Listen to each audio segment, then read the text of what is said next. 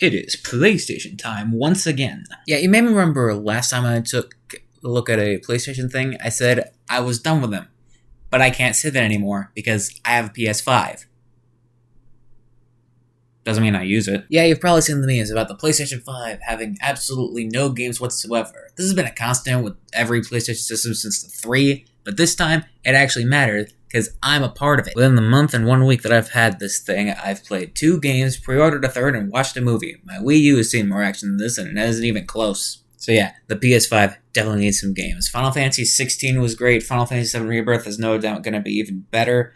But yeah, especially since last year was the first time that people could actually reliably get PS5s as Christmas gifts. This state of play might be the most important thing Sony's done since redesigning the PS3 and giving it a game. I'm not leaving until I've strewn your virgin guts all over the snow! And oh yeah, I forgot to mention, everything that you've seen so far was recorded the night before the state of play. Alright, now the state of play is finished. First up, Helldivers 2. Who cares? Stellar Blade.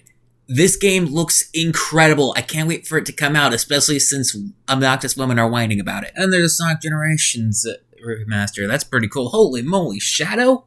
Black Doom? Gay sex? It's everything I've ever wanted. And then we have one of those MiHoYo games from the Game Awards. They censored the boobage on one of the adult characters, and then the child characters wear barely any clothes. Shish kebab. Foam Stars. It's been about half the year. What's the holdup? I don't know how many times Dave the Diver is going to keep coming up in press conferences and award shows. Holy moly, Godzilla. Next up is V Rising, I think it's called, or maybe U Rising, or maybe Wing Rising, or maybe just Rising, or maybe it's just V, or U, or a wing symbol. I don't know. I was really interested in this one for about 10 seconds, and then I saw some guy chop down a tree. And if a game has a guy chop down a tree, you already know it's going to suck. And next up we get a new Silent Hill game. Now that is incredible. And it's free. It's already on my PS5. And then we get some more footage on the Silent Hill 2 remake. Now, I've seen a lot of people say that this is crap, but my only experiences with the Silent Hill series are Shattered Memories, a fan remake of PT, and the movie. So, I have nothing to go off of, and to me, this looks great. Judas, from the man behind BioShock. It features a bunch of Truman Show stuff, and a woman who is somehow an absolute looker with a bunch of damage on her, and a solid 3 out of 10 without. And then we get 2 VR games. One is within an already established AAA series, and the other one looks like it was made with Unity assets. More gameplay on Dragon's Dogma 2, the sequel to the game that had its epilogue as paid DLC. Rise of the Ronin again. I'm going to hold off on all Samurai games until I'm done with Ghost of Tsushima, but this looks pretty cool. Get away from that! Alright, I jumped the gun on that one. I was thinking of localizer junk. Turns out this is actually historically accurate. I'm sorry, it's just I've seen too many things censored for junk like this. I believe the only thing that should be censored is Lolicon stuff. And Until Dawn remake. You know, my dad played the original, and I've been meaning to do so too, so hey, would you look at that? Now I have a reason to wait. And the remaining 10 minutes of the state of play are dedicated to one game. And what better game than Death Stranding 2. Oh my goodness, this game looks incredible. I can't wait to go on another adventure with Sam and Lou. And look at that, it's a little bit trailerless dummy. Not since the first trailer for Hellblade 2 have I confidently been able to say that a video game looks like real life.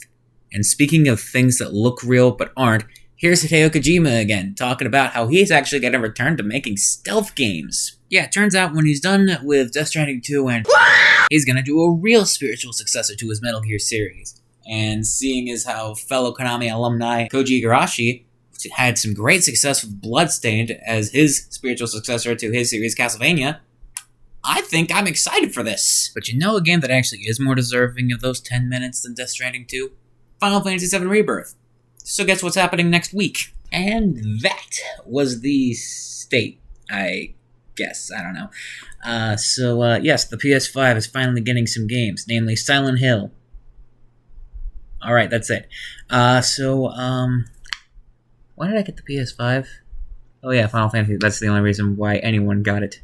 Okay, so I guess I should drop some announcements of my own. My Sonic Frontiers review addendum, it is progressing smoothly. It is nowhere near as long as this amount of time it's taken me to work on it would logically make it. It should be out at the very least during the first half of February.